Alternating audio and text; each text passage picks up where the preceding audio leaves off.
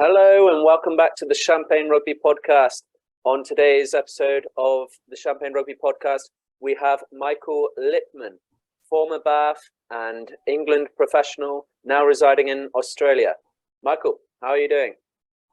I'm very well, thanks, Hamish. How about yourself? I'm doing very, very well, thank you. And we're also joined by my co-host, Adam Malone. Adam, how are we doing?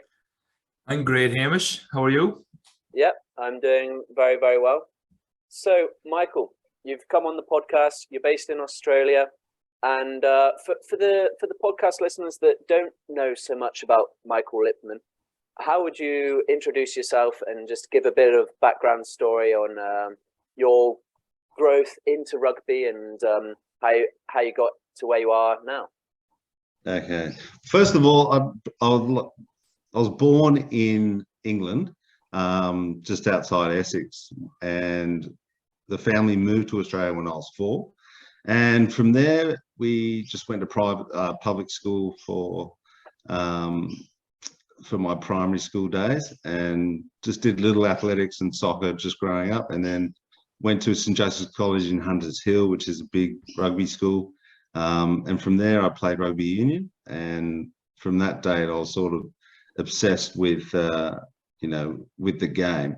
And then from there, I went to local rugby club, the Warringah Rats, which was fairly close by where I lived. And then, from there, I just got a contract with Bristol due to my, dual citizenship, and played there for 2 years, played 6 years at Bath, 6.5 years at Bath, and then came back to Australia, played 2 seasons with the Melbourne Rebels, and had to retire due to my many concussions. And from there, I was like, went into the real world, found the transition very, very sort of confronting and difficult, because everything was sort of done for you as a rugby player and going to boarding school. And so all you needed to do was turn up. But in the real world, it was a little bit different, a little bit hard. And then from there, my decline in cognitive function due to my massive amounts of concussions throughout my career, eventually I went in a downward spiral and sort of drank way too much and was behaving very badly and, irrationally, and everything was just a bit blurry and blare and just a fog throughout that time. But in that time, I met my wife, and we've been raising 2 lovely kids, and we have a business in the Hunter Valley, but we're living in the Central Coast, which is about half an hour from Sydney, and here we are. So there's quite a lot to unpack there, and I think the first question I would have from that is, did you always know that you were going to be a rugby player? Did you always think, okay, this is the path I'm going to go on and I'm going to become a rugby player? Or was it something that might have come later on and you might have had a second option, like being, I don't know, maybe doing the business entrepreneurial sort of route that you might have been heading on? Yeah, well, I always wanted to become a professional rugby player, because in my last year at St Joseph's College, I captained the first 15. My really, really close friend, George Smith, was at the time, he was signing, he signed with the ACT Brumbies. And, from 19, he was playing with the Wallabies. And I saw him doing that, and I was like, wow, I really want to do that. So that was the time where I really just focused purely on rugby. So the only way to get there was just continue to keep playing as best I can at an amateur level, until the day I got sighted by a scout from Bristol, and it just literally just went from there. But that was the time. So generally when I was 18, 19, and probably not any younger than that, because in those younger days I was literally just trying to play the best I can for my school. So, Michael, you went to school with George Smith, and you and George Smith were in the same back row playing the Senior Cup. Is that true? No, we didn't. No, we didn't. We didn't go to school together. He was just a very, very close friend of mine at the time. Yeah. Oh, so you used to go to battle against each other. Yeah, no, we did all that. We played with each other. We played against each other. It was always a fierce contest, and he and I were very, very close. We still are, and we really, really love spending time, with each other off the field. But once we were on the field battling against each other, it was it was full on. Like it was, yeah. We didn't go any softer. We actually went even harder. Did you ever face George Smith on the international stage for England? Yeah, I in 2006 down in Melbourne, I was a late call-up because Lewis Moody had he'd injured his calf. So from there, I was admitted from the whole 22, but the night before the game, I think Andy Robinson at the time was the coach. He gave me a call at about 10 o'clock at night, just saying, "Oh, we've made a late call, and Lewis is out. And are you okay to start?" And I just said, "Yep, no problem." So the next day, I went and I was facing George Smith. Again, I was playing the full game. I wasn't on the bench, so I was very, very happy and played the full game. It was good fun. What we was lost, it like? though. We lost. We lost. What was it like playing against your best mate, and then like on an international level, that must have been quite impressive considering Yeah, it was quite. you're Yeah, going head to head with one of your best yeah. mates. Yeah, no, it was really like I guess it was exciting and a little bit surreal. The best thing about it is that it brought the majority of my Sydney mates and all my family from Sydney to fly down to Melbourne and watch the game. So they just had a late because the game is in the evenings. They had time during the day to actually book a flight and then book accommodation and then fly back the next day. But yeah, it was unreal. We had a late night together. It was the last game of the tour, so we had a pretty big night. That after that, with all our friends and family. So look, it was a great occasion. Really, really great. And Michael, I always think in that scenario, I think CJ Stander actually had the same scenario. He made his debut for Ireland against South Africa. Now, obviously, you're born in England, but you moved to Australia when you're 4. Like, how did it feel for you to play against the country that reared you? Yeah, I was a little bit conflicted at the first, but I think the first time when I was playing against New Zealand and earning my first cap, I was like, for some reason I didn't sing the anthem, and I don't know why. I thought after it, I actually came off the field just feeling like I'd let myself down. I sort of let the country down. I've disrespected the whole English rugby union and the country as a whole. And yeah, from there I always sang the national anthem. But at the same time, playing against Australia, playing against New Zealand, look, it actually spurred me on to play even better, simply because I had a point to prove. I couldn't get into the 3 franchises that were there: the ACT Brumbies, the New South Wales Waratahs, and the Queensland Reds. Only 3 at the time, so they were all those positions were taken in my position for those franchises. And yeah, so I took it as a point to prove. So obviously you were in Australia, but moving to the UK there to Bristol, which is actually my hometown. Yeah. There would have been a lot of opportunities. What was that transition like, going from Australia over to the UK? And maybe did you notice any certain differences after having spent so many years away from the UK? Was it any challenges adapting to the new British culture? Yeah. Anything like that? Yeah. It certainly is different because the players, like I was doing like a weight session with all the players, and they were just massive, like just bench pressing huge amounts of weights. And in terms of the weights, sort of a thing in Australia, just for me, wasn't a big deal. And it just goes to show how seriously they take their physicality. Every session was, full contact and really, really abrasive. So, we only had that for about 10 minutes a week over in Australia. So it was very, very different. It was also very different going into a professional setup. So that was another challenge in itself. But yeah, I just thought, great. I'm just going to give it my best in every training session. If it's full contact, it's full contact, and then do the best I can. Hopefully, I can get picked.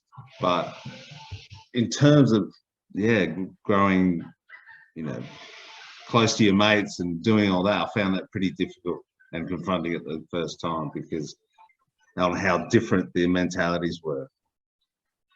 And did you find that what was that first season like for you at Bristol?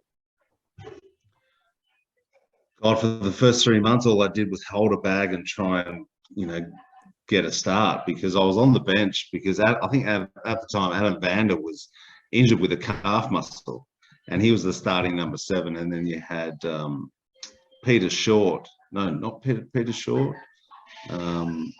Someone else. I can't remember his name, but he was the backup for Adam Vander. And when Adam Vander got injured, that's when I got selected to sit on the bench.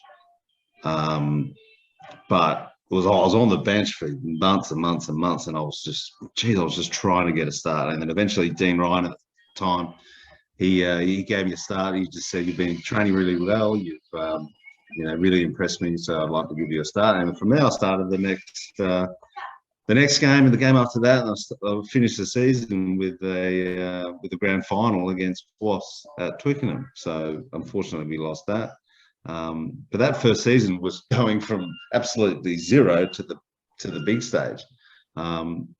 And yeah, I played for England after that against the Barbarians.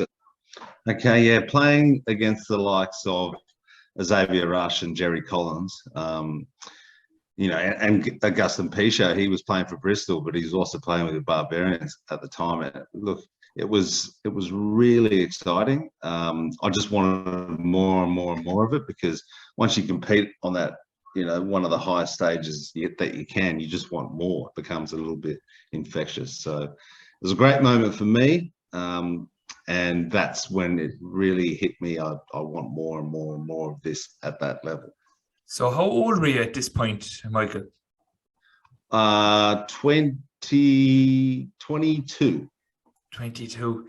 And were you like Augustin Pichot was obviously an established Argentinian international at that time. Jerry Collins was a legend of physicality. Xavier Rush had 2 caps for the All Blacks. Like, who would have been your heroes growing up playing rugby? Obviously, like I would have loved Jerry Collins, Augustin Pichot. They'd have been up there with my boys, obviously Dan Carter, O'Driscoll. But who would have been your heroes? My heroes I loved watching Sean Fitzpatrick for the All Blacks, and he was the hooker. I just don't know what it was about him. He wasn't the prettiest blokes, or he didn't get his hands on the ball too much, but geez, he was bloody tough. He went into everything, a million miles an hour, and I just think he captained the team very, very well. And obviously during that period, the New Zealand team were flourishing on all levels. Phil Kearns is another one. And I don't know what it's got to do. It hasn't got anything to do with, the players being hookers or anything like that. I just think, I love watching Phil Kearns. I love how abrasive he is. And the same goes for Sean Fitzpatrick. They're just great leaders, great presence on the field. And I just enjoyed watching them. So would they have shaped your leadership style? I don't know about that. I think the only time you can really understand someone's mentality is when you play for them and you play under them. When a captain is captaining a side, and that's the only time you can determine exactly what their skills are as a leader. So coming from the Barbarians game, you then made your debut against the All Blacks, if I'm right. How was that sort of transition? I read online somewhere that you actually didn't remember much of your debut from the concussions or a head knock or something like that. What do you remember from? Do you remember facing the haka or anything? Like how was that like period pulling on the jersey for your first debut? Yeah, I certainly do remember playing against the All Blacks and facing the haka.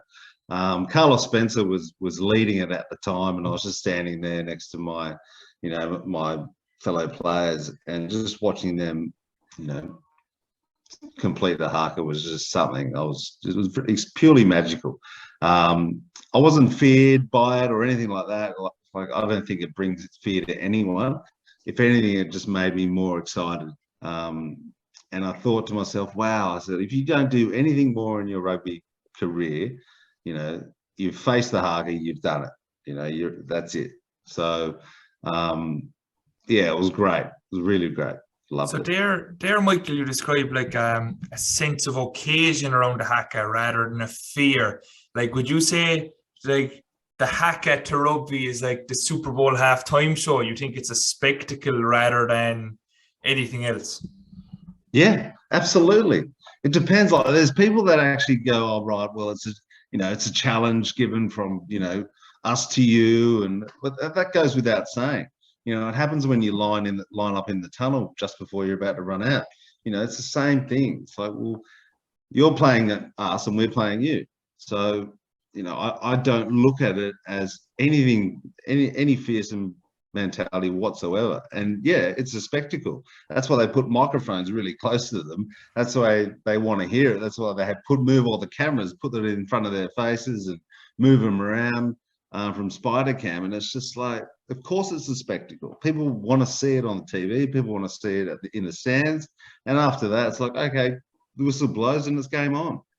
And on that one, do you think, like World Rugby, after banning teams from getting within 20 meters of the haka, you have to stay on your 10, the All Blacks are on the opposite 10.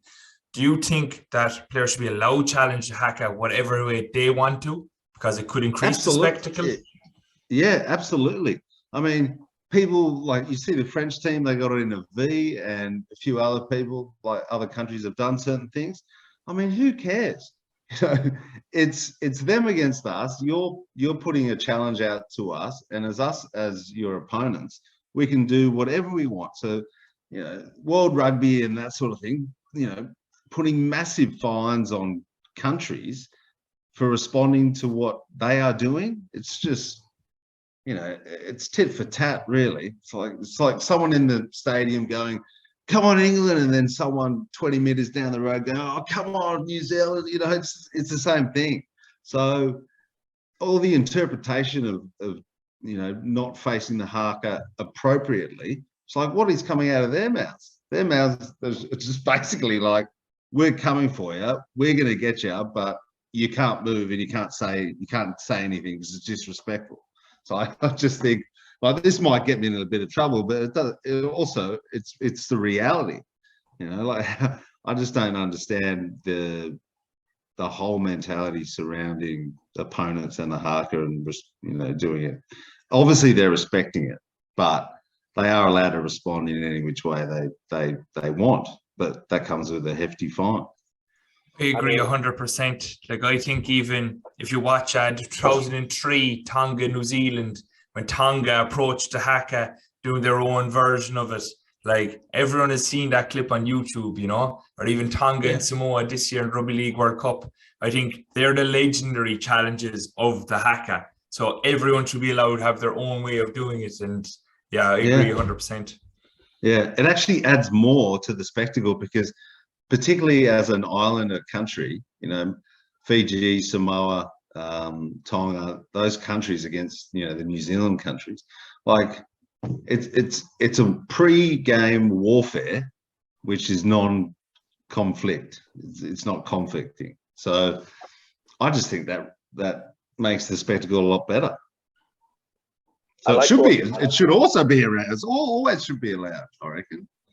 I like what you said there about pre-game warfare. I mean, hundreds of years ago, countries would have been going to battle, men going to battle against each other. And I guess rugby and sports has kind of taken place of what was warfare in the past. And as you said, the haka is a ritual. It's part of the war. It's part of the battle. And the countries should be able to respond in whichever way possible, because in that way it builds up the tension, it builds up the excitement, it gets the crowd going crazy.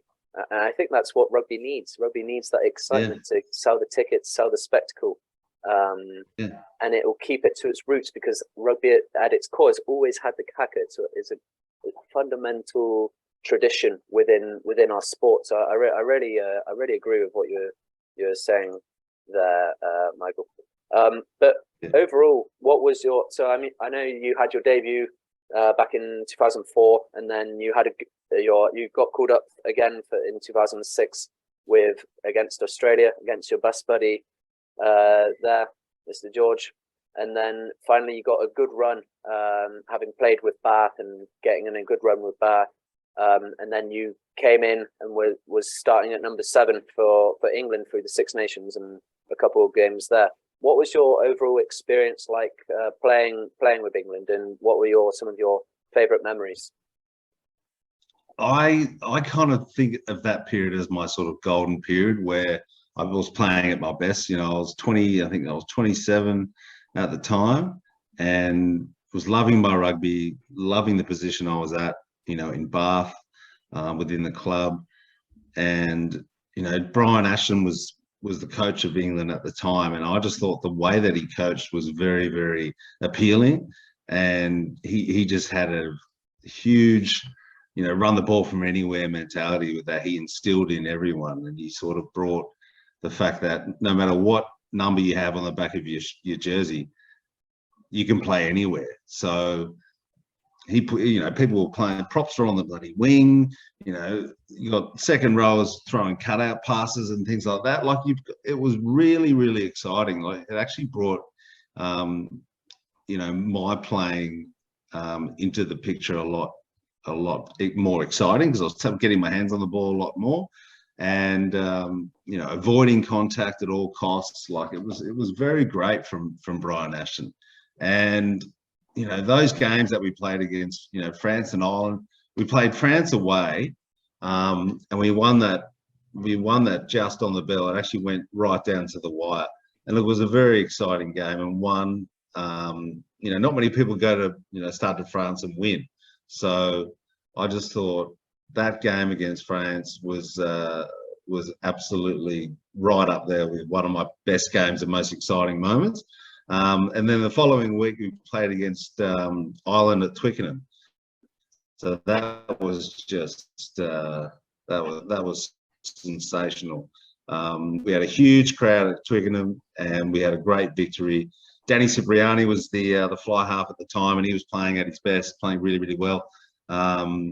So he steered the team into a fantastic victory. So those two games, alongside the game I played for England against Australia in Melbourne in 2006, they're probably my 3 most memorable and exciting games at test match level. When you're describing Brian Ashton there and his coaching style, play it from anywhere, do you think, coming from a Southern Hemisphere country and Southern Hemisphere brand of rugby, that you adapted to it faster than maybe some of the English boys would have, the fellas who would have grown up in England and played rugby there? Yeah, I think you'd have to.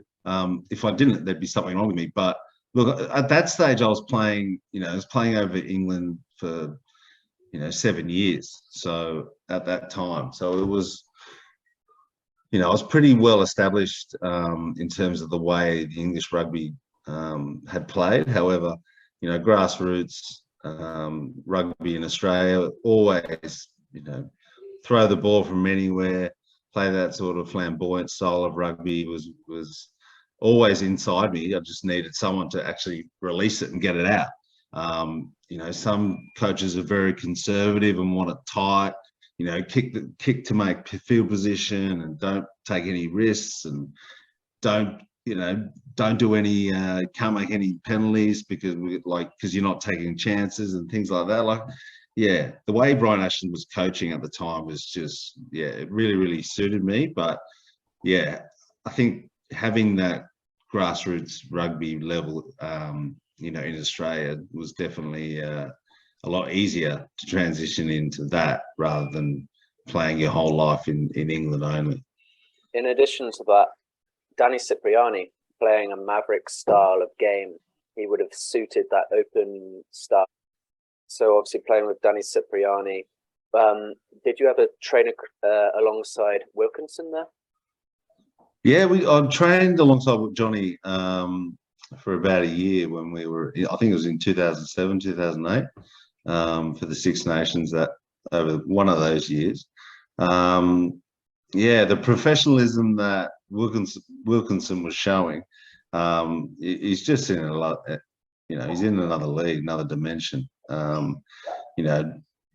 Purely obsessed over rugby and getting everything perfect. But just to see that sort of level of professionalism was very, it sort of spurred me on and made me, apply myself a lot better and things like that. So Cipriani, yeah, certainly is a rogue style player, but that's how exciting he was during those days. I mean, he's a little bit older now in his career, but he still be able to pull off some fantastic moves and steer the team into a great position.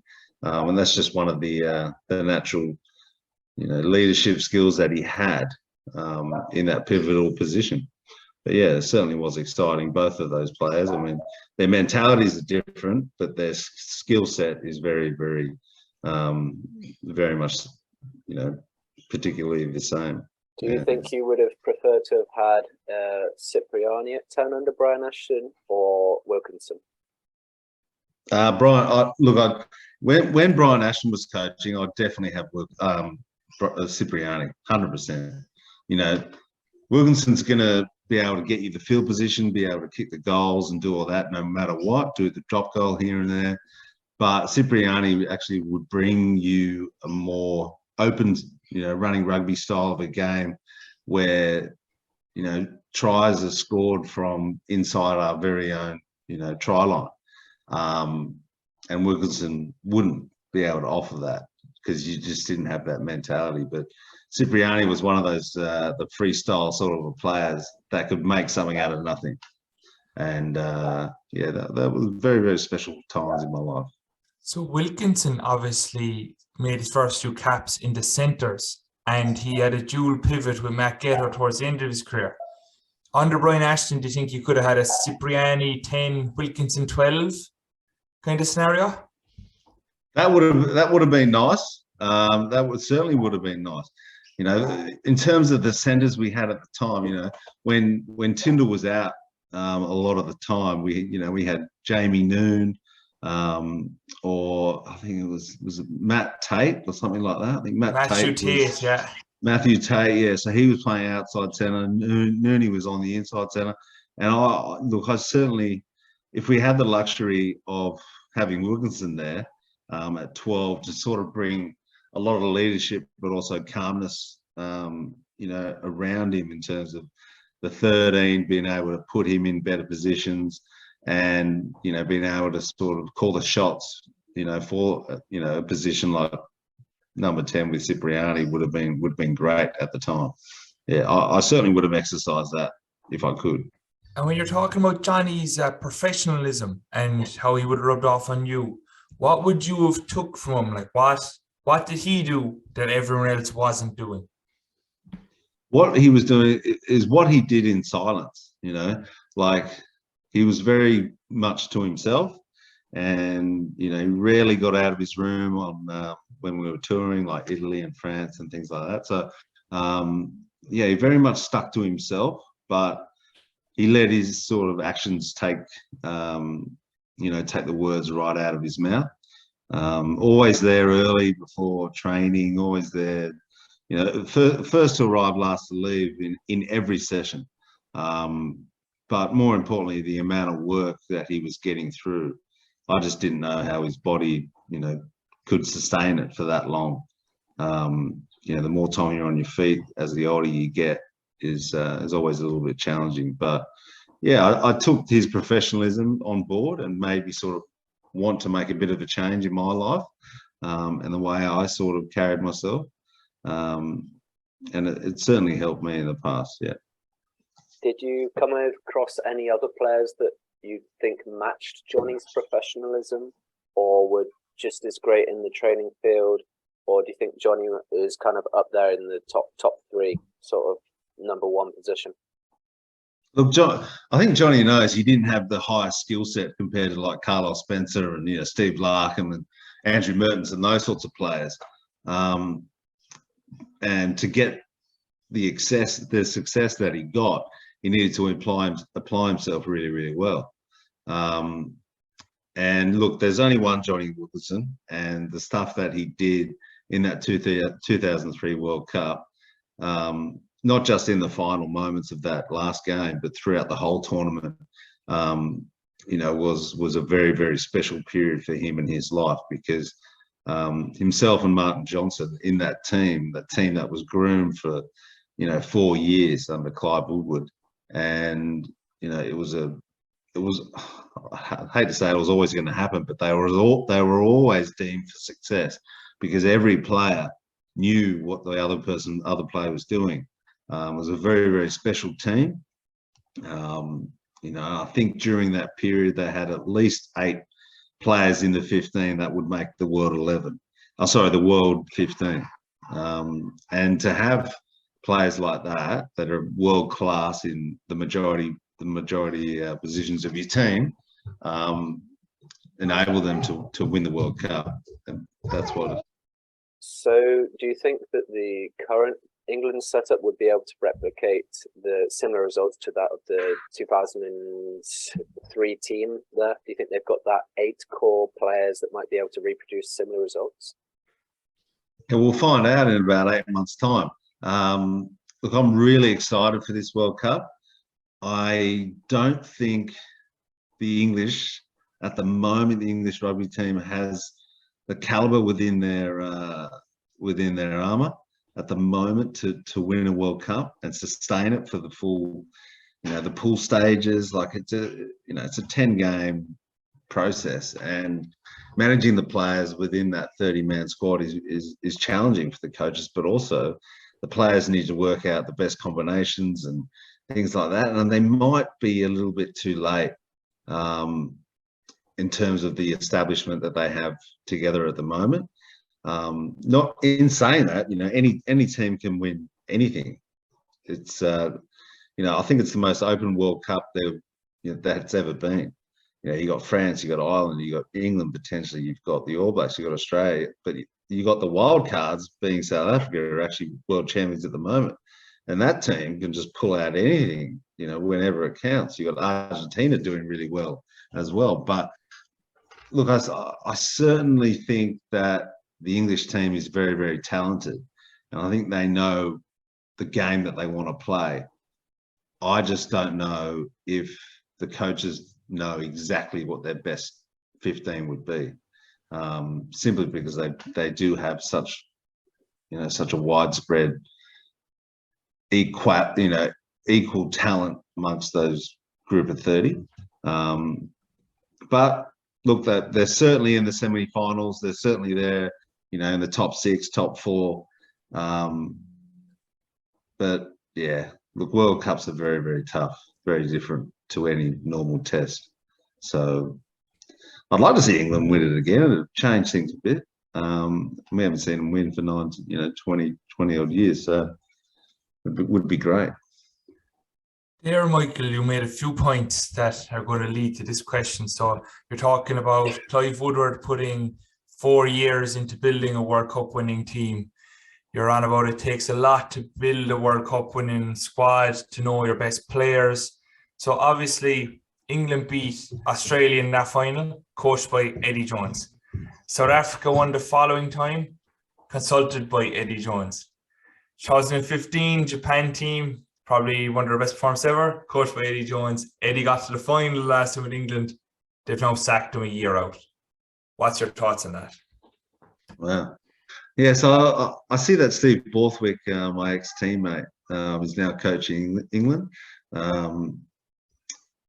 Yeah, I think Eddie Jones gave him a lot of, insight in terms of what a great coach would look like and what makes up a great coach in terms of your mentality and actually getting the best out of your players. I think Eddie Jones is very, very good at that, and he would have taught Steve a hell of a lot during his tenure there. But yeah, some reason Eddie Jones always just brings success, doesn't he? I think the fact that he's now around, I just think, yeah, something will happen around him. And yeah, I just think it's a great, it'll be a great occasion, it'll be a great World Cup. But yeah, Eddie Jones certainly does bring success wherever he goes. And you're on with the characteristics of a great coach there. So to you, like, what would be the three standout characteristics that a great coach has to have? Oh, well, you've got to know your players. So you've got to have a full insight to what gets them going. And that takes time. You know, really got to find them, you know, treat them on a personal level as equals, that you're their friends, but you're also their teacher. And having that interaction and that comfortable nature about you as a coach and as a player, the players need to, you know, be willing to say certain things to the coach and provide that sort of a feedback to make them better coaches, but also to make them a better, you know, coach and player in that relationship. So relationships would definitely be one of them. And probably the other one would, you know, basically your hard work, your discipline, doing all, and those fundamentals that should come naturally. But yeah, in terms of World Cup winning coach, majority of the team that they have under them, in terms of the forwards coach, backs coach, attack coach, defense coach, you know, contact coach, ruck, you know, scrum coach, all that sort of stuff, you're all combining to develop this team. And I think they need to all be on the same page in terms of how we're going to condition the players and prepare them the best mentally as a team, as a team of coaches. That is our best option to infiltrate what we think into our players, to produce that onto the field eventually. So yeah, it's a 30-man squad, but it's also, say, a 40-man squad, because the coaches and staff have to be equal, as well as the players with the coaches have to be equal. So once you've got that friendly mentality, and, you know, it takes some time. You might do some barbecues, some team building, some team bonding, that sort of stuff, do functions outside rugby, just to get to know each other a lot better. Players get to know a lot. Players get the chance to know each other a lot better. That will always bring more success than, you know, teams that are divided and don't really have relationship skills. So I'm huge on that. Yeah. So what would have been the best group you were involved with that way? That would have been close together, tight knit. You knew what everyone was about. Well, that would have been in Bath. My God, I think we had sensational years in, you know, during my time there in 2003 to 2009. And we had a fantastic time. You know, I think we made 4 finals in that, you know, in that 6-year period. You know, 4 Zurich Premiership finals to the English competition. So that was very, very exciting, having those opportunities. We just didn't win one. I couldn't believe it. I was like, what's going on? Playing all these finals, just couldn't get the win. But that was the time when I knew what every other player was going to do and their mentality and that sort of thing. And I was literally the same. Yeah. And how did it feel being the captain of the Bath team there? It made me play as best as I could by leading by example. I didn't rely on my words to do my talking for me, because there's no real words that someone can give you just before the game to make you play better. I just don't think that exists, because whatever you say in the changing room, everyone's forgotten it by the time they're lining up and they're running out. And once that whistle goes, they've totally forgotten what you're saying. So that sort of leadership, it has to be done throughout the week and on the field. So there are messages you want to get to your players, and you got to do that on the field and at training, rather than on the outside skirts of, talking rubbish through just before you're about to kick off. Like, it just doesn't work for me. Yeah. And who would have been the other leaders within that back group? Like, would have been Ollie Barkley, young Nick Bendenin, Lee Mears? Who to you would have been like, if you weren't talking, you'd want someone else to step up? Who'd do that for you? Well, we had Butch James at the time. He was fantastic, and also Michael Claessens, the two South African guys. They were fantastic in terms of their running of the team. Which is also really great for me. I could just take a backward seat and just enjoy the show, because Butch James is, he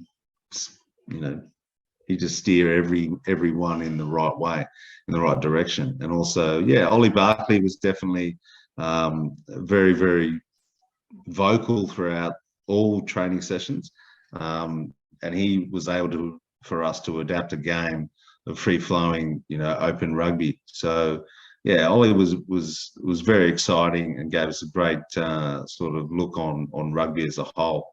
And yeah, he was also very similar with his findings on Brian Ashton. He really loved playing under Brian Ashton as well. Were there any personal challenges that you had to overcome with your time at Bath? Personal challenges? Do you want to talk to me about personal? Well, look, personal challenges.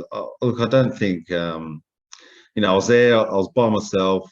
I had friends within the club and outside the club and things like that. I didn't have family or anyone living with me, or like a father figure to get advice from. I just think I missed that, and it would have been great to have someone like that to have. To be my mentor as such. So, like, I wasn't leaning on anyone, so I couldn't actually go out and speak to people, what do you think about this? What do you think about that?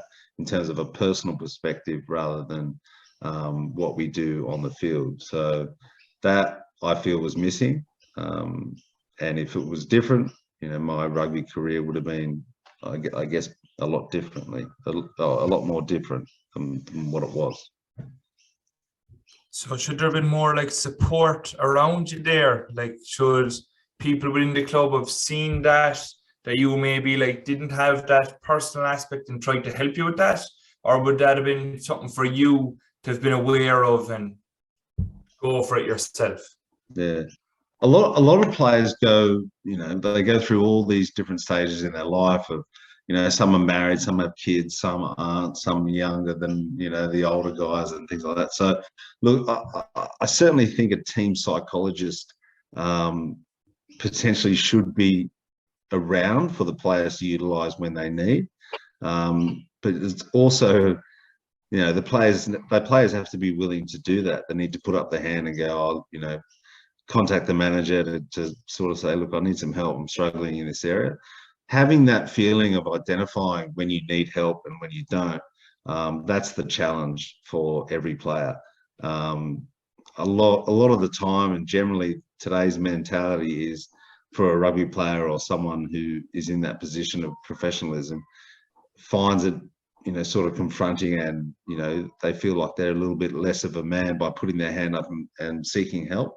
And that stigma surrounding rugby players as a whole should be addressed immediately, and just to say, look, it's okay to put your hand up and ask for help. It's perfectly fine. It actually makes you play better as a player. So I want you to go see the psychiatrist if you've got some stuff that you need to talk about. Those sorts of things are very important in today's environment. Everything's more expensive. Everything's, you've got bills and mortgages, you've got everything, everyone has their own difficulties, and actually identifying that and putting your hand up is probably the biggest challenge. But it should be, a psychologist should definitely be there for players to exercise when they need. So when you were in Bath back in the late 2000s, there wasn't access to psychologists or anything, was there? No, not at all. We didn't have that option. We actually never even thought about it, because you've got your doctor, you got your trainer, you got your coach, you got your head coach, your backs coach, and then that's it. You got your masseuse and things like that. So you don't hear it from the CEO or the head coach to say, look, if you're going through any sort of tough times and you think you need to talk to someone, here are the details. It's all above board and confidential. So it would have been great to have that at the time, but there was nothing like that when I was playing. No. I find that amazing because I was actually reading a book and Wayne Smith snuck a psychologist in as a backs coach. So he pretended when he started, I think it was coaching Canterbury, he pretended that he had another backs coach, but he was actually a sports psychologist. And I think that was early 90s. So it obviously took rugby in other places a long time to catch up, and it's probably only getting there now. Like, why do you think it has taken rugby this long to realize the importance of the mental skills? Yeah, that's a great question. I think it's simply surrounding men in general. Men are always the ones that, you've got to bring in the money, or you've got to be manly, you've got to be the front, you've got to be the leader. Compared to, women, and it's just the male stigma in sport, in contact sports. They're just too afraid. But yeah, I just think it really needs to be addressed as soon as possible for players. You're not weak by putting your hand up and asking for help, but they should have it. They should have an independent psychologist and an independent neurologist, just to be able for players to have the option, and then told about having the option to seek their advice, or just have a chat in general, because everyone's different. Everyone's at a different age, in a different position in life, and they just need that outlet to exercise when they need. But yeah, I'm thinking Wayne Smith did it back then. I think it's great that everyone's finally catching up now, and I think player welfare is heading in the right direction. So what would you like to see implemented to better player welfare again? So obviously we're coming to a good level now, but how do you see it change in the next 5 years to be like, yes, player welfare is where it needs to be?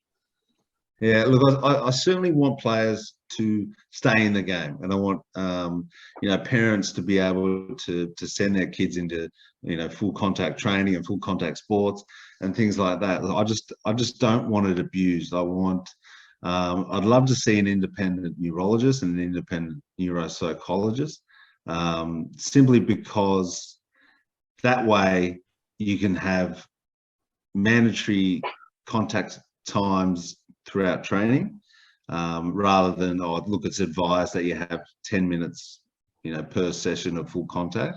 I think there needs to be a mandatory time period for when and how much contact is completed over that training session.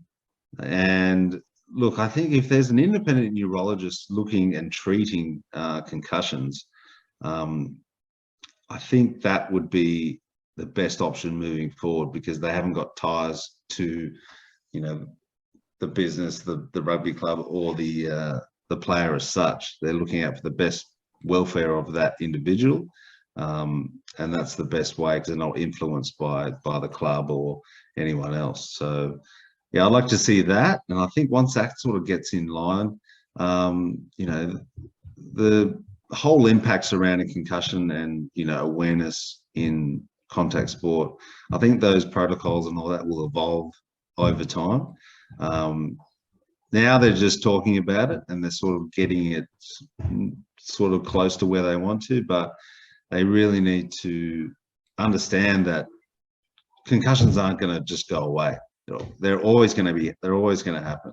But what we want, what I'd like to see done, is actually have them, taken very, very seriously and dealt with accordingly. And each individual needs to be brutally honest with themselves, because coming back too early is only going to leave you at more risk of getting another concussion. So in that time, I just really think rugby and all contact sports will be in a better position to move forward, and more parents will be able to send their kids into schools playing rugby league, rugby union, all that. So yeah, it's a waiting game, really. In regards to that, Michael, sorry, would you think this education should start? So I'm a rugby player, I'm 13 years of age in first year of school. Should I be getting told about concussion then?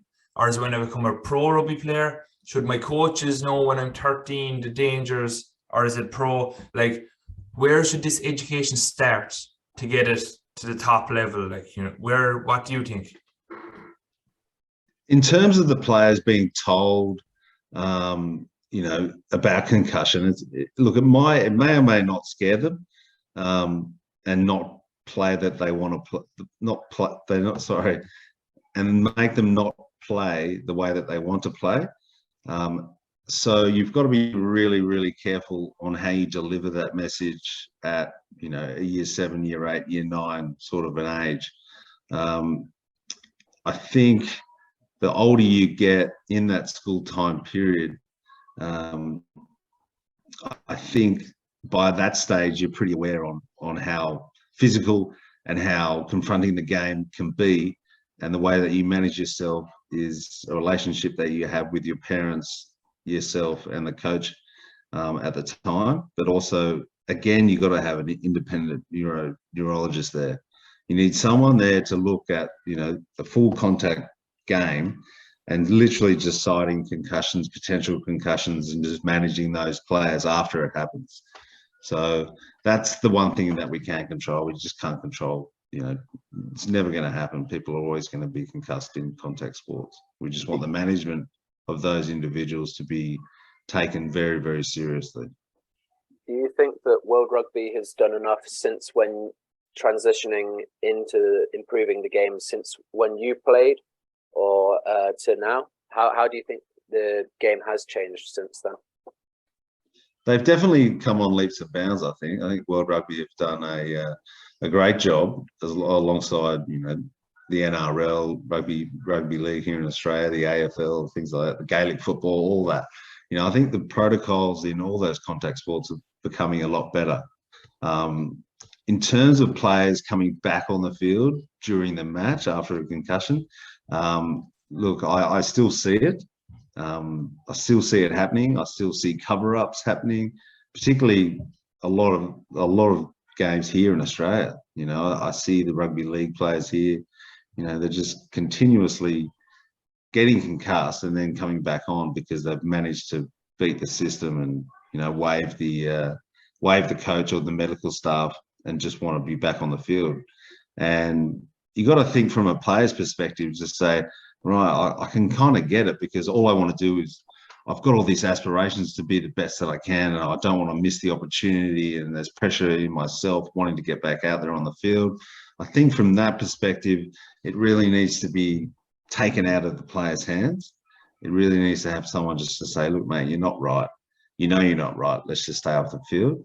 And if we can get that message throughout all the grassroots rugby to school level, the future of the games would be a lot better. But in terms of the time when I was playing, no one wasn't even talked about. Concussion never came up into the same sentence. It was only in my later years that it really, really sort of started becoming an issue. However, World Rugby still weren't doing anything about it at that stage. But I think over the last 3 years, it's become a lot better than what it was. So obviously, yeah, you were there at that time. You were on the field going through. So I guess none of that would have probably, you weren't thinking about it when you might have got a knock on the head and you kind of would have been thinking, okay, I want to get back on the pitch and prove myself, essentially. Yeah, most of the time when I got knocked out, I was like really knocked out. So I sort of was in a daze. So I knew I wasn't going back on. It was just myself, and the next day, just managing yourself, managing the time that you return to any sort of physical training. Started with walking and running, and then it just went from there. But but yeah, in terms of getting back on the field, it was just no option for me. I was never going back on, which was great because, you know, everything was sort of, I couldn't let it happen, you know. And you're on about managing your body, managing your time here after the concussion. Uh, Obviously, rugby players these days play a lot of games. You know, you're seeing like Leinster, I think, played, was it 35 games last year? And then Ireland, obviously, the internationals on top of that. Do you think there's too many games being played these days in Northern Hemisphere rugby specifically? There's way too many games, way too many games. And look, the Super 15 down in Australia, New Zealand, South Africa, and Argentina, look, they play 15 games and then the finals. So you're probably looking at a maximum of 18, 19, 20 games. The training that they do is, you know, is pretty full on. There's a high intensity training throughout that period because it's such a small competition. But there, up in the Northern Hemisphere, my God, the amount of games that they have is just astronomical. There's too many competitions. I think there's like 3 or 4 running at a time. You know, I think it's the Aviva, is it the Aviva Premiership now? It's the Gallagher Premiership now. Right, it's a Gallagher Premiership now. And then, you know, you've got the European Cup, Champions Cup. Yeah, you got all that. And they've probably got something else, but it can equate to things like 38, 32, 36 games, plus your international games, plus traveling. Like it's sometimes a little bit too much. Actually, it's not. It is too much. It's way too much. So as someone who's played in both hemispheres, do you believe that in the Northern Hemisphere, if they played everyone once, home or away, and then had the European Cup on top of it, would the product we'd watch on the pitch be better? It might be better in terms of you get to watch them a little bit more, but in terms of the exciting rugby, if they played each other less, you'd see a lot more exciting rugby, and they had less games. Obviously, if you said to me, right, I've got 25 games this year, and then you got your international duties after that, you're like happy days. Like that's a great medium. You can run potentially, you know, the Gallagher Premiership and the European Cup. If you don't qualify for it, you get that week off. I just think those competitions are the 2 main competitions, along with the top 14 in France, you know, and obviously in Italy and whatnot around Europe. But having those main competitions in the relative countries, and then international duty, that would be really, really exciting, because trying to play 35 games plus international is just way too much. Like you hardly have time off, and your body just can't repair.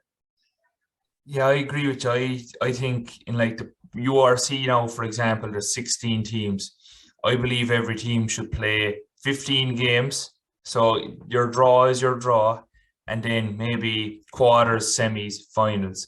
Because then you're going to see Johnny Sexton in the 18 matches. It won't be Sexton plays 10 and Ross Byrne plays 10.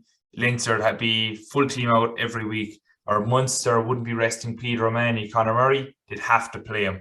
I think it'll definitely make an impact for in a positive way on that league. But also something we didn't address. So when we're talking about the concussion debate, and you mentioned teams in South Africa. So obviously South African teams now would have to be traveling to Europe every second week nearly. So if I took a subconcussive hit and then had to get an airplane for 10 hours, how do you think that would affect my body? Well, I'm not too sure. I don't think I've been in that position. That's probably a question for a neurologist to answer. But look, I certainly don't think it would be any benefit or, you know, positive for you. I'm not a neurologist, can't really comment physically, but just as an outsider looking at that, do I really want to get on a flight for, you know, 10 hours after receiving a huge concussion? It's probably not. You probably just want to lie down and go to bed. But yeah, that's probably, I'm not really at liberty to answer that. Yeah, I just think it just sounds weird even going on a big, huge flight straight after a rugby match. It just can't be good for your body. No. Well, has someone been in that position? Well, there was speculation during the week that some South African players and coaches were getting affected by the amount of travel time that they do, because Yeah. obviously they're going from Cape Town, Pretoria, Johannesburg, all the way up to, we'll say, Limerick or Newport.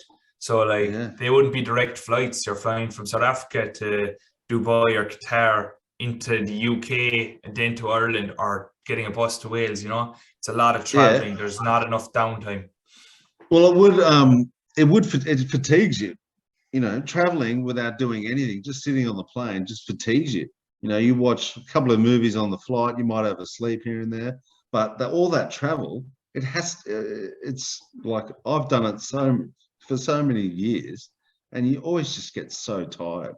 You got to adapt to the new climate. You got to adapt to getting your body moving after being stationary for 10 odd hours, 10, 12 hours. So of course it's going to have an impact on your physical well-being. In terms of the mentality side of things, it's going to make you that little bit more tired as well. That's just normal physiology.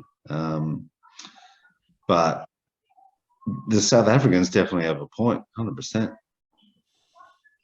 Yeah. I wouldn't want to be doing that. No way. And they also play a very physical game of rugby, the South Africans there. Yeah, no, they're a wild card for this World Cup. It's going to be very, very exciting. I mean, you got France, probably Lions at home, and not the best away, but Ireland's up there. Yeah, I know we've mentioned it previously. Yeah. Talking of brutality, who would be the three toughest players you've ever come against or played against?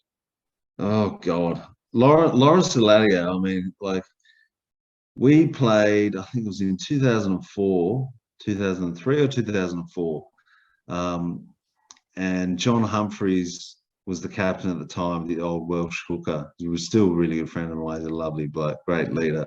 And we went into the game, we were playing at home, and he said, I don't care if we win or lose.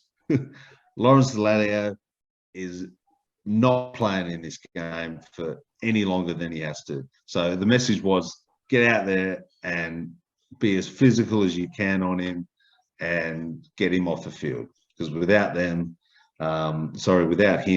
they will, inevitably they'll struggle. So we went out, it was a very brutal first half. And he was going off the field. He had stitches in his eyes. He had a broken nose. He had blood coming out of his mouth. He was so badly wounded, and ended up playing the whole game. But the fact that he just kept getting up and getting bashed and getting up and getting bashed, I was like, oh my God, what's this guy bloody made of? And after that game, Wass just won it on the bell. And fortunately for me, I got man of the match at the time, but Lawrence was doing an interview as well. And they asked him a question. They just said, oh, it's great to get the win. How do you feel? Obviously a very, very tough game going in the bath and winning. So well done. And he just literally, with blood everywhere coming on his face, just saying, yeah, no, it was a very, very tough game. Always challenging coming down here to Bath and winning. But the boys really got stuck in and we had a great game. And then they turned to me. They were like, Michael, you got man of the match. And how do you feel after getting such a narrow loss at the end? And I was just lost for words. I was looking at Lawrence just going, how are you even talking with any kind of positive attitude or talking at all? There was blood everywhere. And from that moment, I just went, mate, he would have to be the toughest bloke I've played against in a game, not seen, but in a game. Yeah, he was that game. It was so tough, unbelievable. Anyway, so that'll actually be the end of the general questions. So we like to finish up on this podcast with a quick fire round, Michael. So Hamish is going to kick that off here now. Top three players of all time. Wow, right. Jeez. Quick fire. Christian Cullen. Carlos Spencer. John Eales, maybe. We leave Top John Eales three? in there. We leave It's him too in there. hard. It's quick It's too fire, hard. Mike. It's quick fire, Michael. John Eales is in there. It's too hard. So, what's your Yeah, biggest top bench? three. Hey, What's your biggest bench ever? the biggest bench. Your biggest bench press in the gym? Oh God, what did I do? I did 140 kg 3 times. Favorite coach of all time? Brian Ashton. Fiercest opponent that isn't Lawrence Delalio. Sebastian Chabal. Ooh, that's an interesting one. Favorite stadium you've ever played at? Suncorp Stadium, Brisbane, Australia, or Stade de France in Paris, or Millennium Stadium, Wales. Brilliant. A player you'd love to play with that you didn't get a chance at? Oh, Stephen Larkham and Carlos Spencer, with a little bit of Christian Cullen. Lerman. Predictions for the winner of this year's World Cup? France or Ireland? Carter or Wilkinson? Disciplined. Greatest 7 of all time? George Smith. The best Australian rugby player of all time? God. Tim Horan. And finally, if you had one piece of advice for your 18-year-old self, what would it be? Stay out of the pubs. No, I probably would say work at, no, I don't know. I really don't know. No idea. Stay out the pubs. Nice and simple. Stay out of the pubs, mate. Yeah. For all the millions of listeners, we heard it here now. If you want to make it, stay out of the pubs. Stay out of the pubs. So, Michael, it's been an absolute pleasure to have you on the podcast. If there's anything that you'd like to promote at the end of the podcast, or anything where people might be able to reach out and find you, just go ahead. No, if you want to get in contact with me, my Instagram is m_Lippo. It's Lippo. I am on Facebook. I have a Gmail account and a LinkedIn account. So if anyone wants to get in contact with me, I'm happy to talk and offer them any advice moving forward at any age. All right. Okay. Thank you very much, Michael. It's been a pleasure.